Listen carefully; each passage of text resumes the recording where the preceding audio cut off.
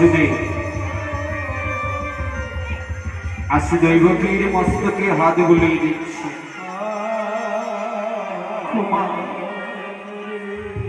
আজ তুমি একটু মন শান্তি করে নিতে না চাও তো দৈবকী?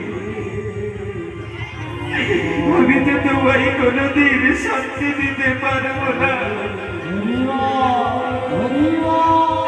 তোমার স্বামীর আশীর্বাদ তোমার সঙ্গে থাকবে দৈবকী।